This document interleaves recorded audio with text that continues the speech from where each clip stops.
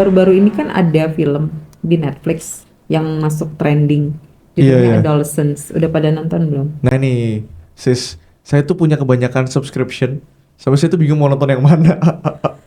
Terlalu banyak option Terlalu ya. banyak option. Nah kalau saya terus terang terlalu pelit untuk ada option. Terlalu hitung-hitungan. Mungkin Jadi kalian belum seharusnya nonton. Nanti, saling melengkapi. Iya. Sekali-sekali nonton nanti saya bareng pinjamkan lah. akun saya ke Bro Dito ya. Iya siap. Itulah terlalu banyak Biar hitungan. saya mengurangi pilihan, Iya Bro kan? Dito menambah pilihan. Nah itu dia masalahnya. Itu salahnya saya waktu saya masih muda. Sering baca komik Donald Bebek yang judulnya Paman Gober Gober. Bebek. Iya, Paman Gober kan hitung semua. Itu salahnya ya kan.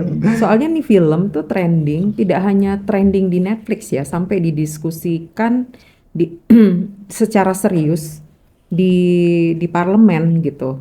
Untuk Serius Parlemen Indonesia di DPR nih. bukan DPR dong. Pasti di hotel Bukan, mewah bukan. diskusikan ya. bukan Secara bukan. diam-diam, Pak, bukan. Bukan. Ini Oh, bukan Indonesia.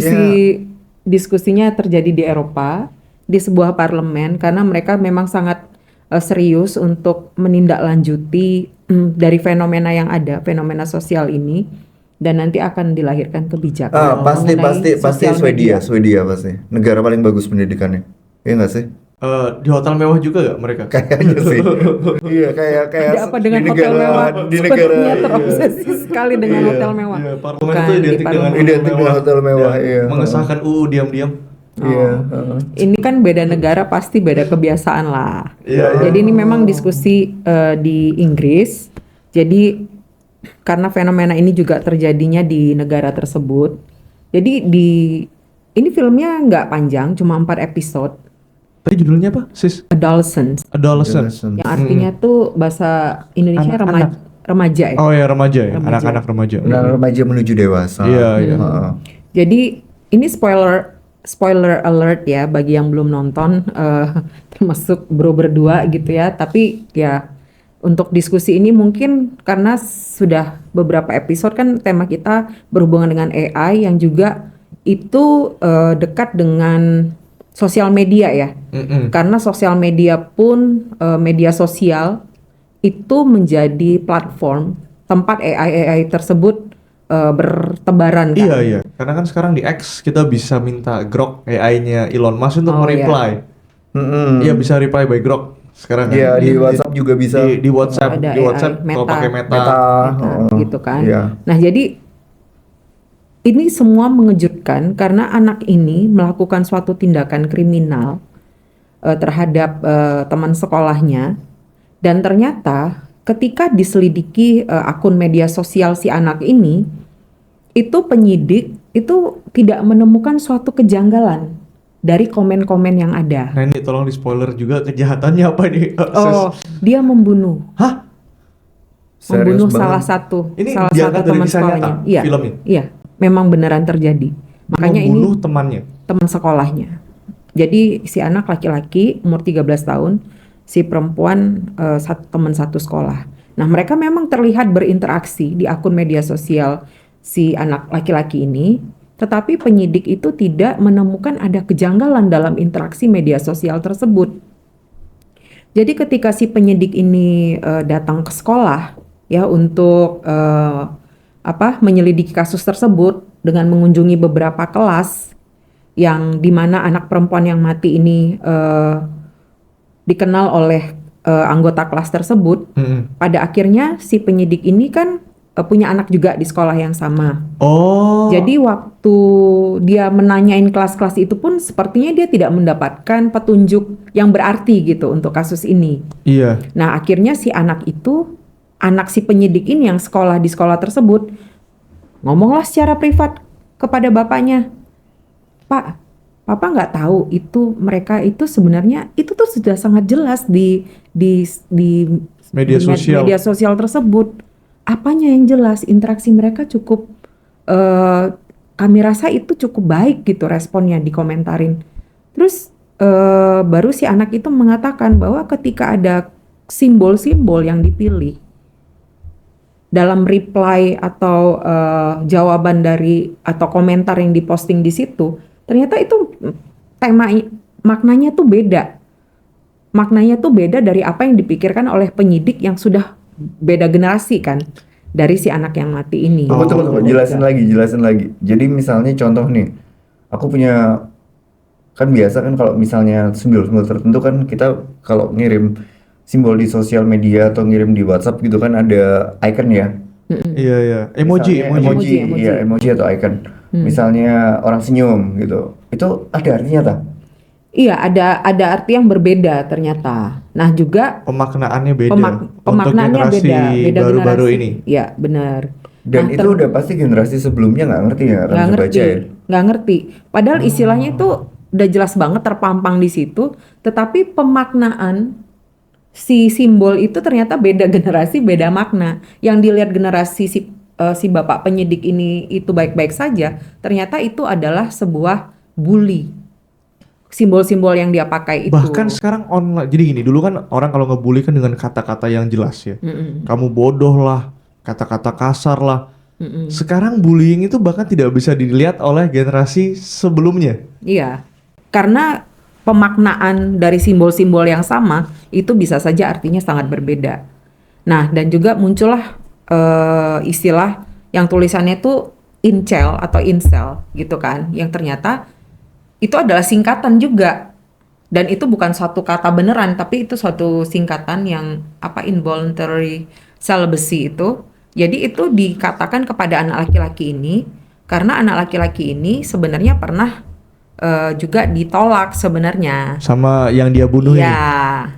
Nah, Oh. jadi ditolak, tapi akhirnya si anak perempuan ini pun memberikan komen-komen di medsos itu jadinya si incel itu, karena si incel itu dibilang involuntary celibacy itu adalah dia tuh masuk ke dalam kategori 80% pria yang ditolak oleh wanita. Jadi menurut teori ini yang mereka percayain ini hanya 20% dari kaum pria yang akan disukai oleh wanita.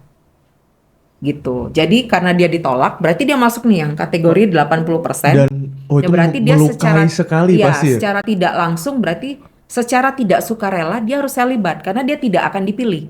Wow, Dia itu masuk dalam kategori 80% ini. Itu nggak akan bullyingnya parah dipilih. loh. Iya, itu nggak akan dipilihnya, maksudnya tunggu dulu nih. Aku betul-betul kan, kalau teman-teman kan di sini kan kalau bro Mike kan lebih muda dari aku ya. Iya iya. Itu kan aku kan dari generasi yang udah agak dinosaurus juga gitu ya. Iya iya iya. Ya kan. Nah, kalau kita kan kalau dulu ya, zaman-zaman kita ditolak perempuan ya udah cari yang lain gitu kan. Gak ada masalah gitu kan. Iya. 80% yang terima 20%. Oke, saya ditolak. Saya chance-nya 4/1. Ya udah 5 Oh kali bukan coba aja. bukan itu, Bukan itu tah? bukan hanya diterima 20% perempuan, tapi Oh. artinya mereka tuh percaya bahwa 80% laki-laki di dunia ini akan ditolak semua perempuan. Iya, semua perempuan. Hanya ada 20% tuh yang masuk kategori pilihan wanita. Jadi dia itu artinya kalau udah 80% yang incel itu tidak akan mendapatkan pasangan. Tidak akan makanya meninggal. jadi Makanya involuntary. kejem banget. Secara tidak sukarela akhirnya jadi selibat gitu karena nggak akan dipilih, dia udah masuk kategori itu. Oh, ya nggak gitu juga kan kenyataannya. Iya, tapi pantesan dibunuh. Maksudnya kita sekarang ngerti. Iya. Iya. Somehow ya karena pengaruh media sosial juga apa yang dia dengar, ada ajaran-ajaran misoginistik ya yang juga Sorry apa istilahnya? Isoge. misoginistik. Apa itu? Sup cupang. Itu miso maksudnya. Misogynistic itu ini apa namanya pengajaran apa yang itu? sangat yang sangat apa sih istilahnya tuh, bahwa kekuasaan laki-laki itu sangat dominan dan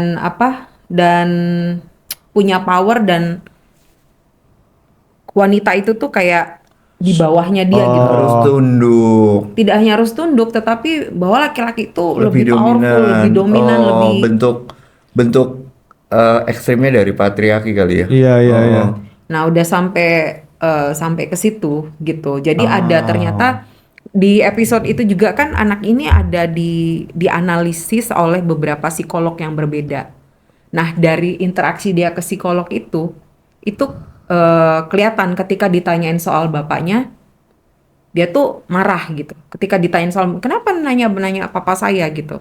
Papa gimana di rumah memperlakukan. Jadi kayak mau digali, kenapa nih sampai ada menunjukkan power sampai harus Kenapa anak ini menghilangkan iya, nyawa orang sangat gitu. ekstrim dalam tindakannya itu, Meresponi. responnya sangat ekstrim. Karena kan orang dibully ya udah di-ignore aja kan gitu kan. Iya. Karena bukannya bullying di sosial media itu Benar. tidak berarti ya, tapi ada yang mengatakan bahwa bullying di sosial media itu bullying paling gampang dihindari.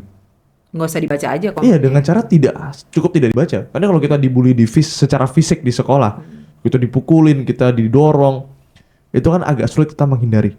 Ya atau diledek misalnya gitu kan. Atau Verbal kan diledeknya di banget kan. sekolah. Oh. Tapi kalau di sosial media cukup dengan cara tidak dibalas, tidak dibaca, tidak dihiraukan. Tapi memang berarti jadi pertanyaan para psikolog di film itu ya. Iya, Kenapa jadi dia ada beberapa psikolog ekstrim reaksinya? dan tidak hanya satu psikolog yang ditugaskan untuk memeriksa kondisi psikis anak ini gitu. Jadi nanti dari hasil beberapa psikolog itu akan dibandingkan. Tetapi dalam film tersebut hanya yang di zoom in tuh pas interaksi dia dengan satu psikolog. Seperti itu. Nah, jadi maksudnya di sini kan kita lihat ya bahwa dengan adanya sosial media dan juga adanya AI yang bisa di episode sebelumnya kita bilang mengenerasi suatu Konten. produksi atau konten gitu kan juga meningkatkan dilahirkannya sebuah produk-produk yang tidak real atau tidak nyata, bahkan produk-produk yang palsu yang istilahnya deepfake kan, Iya.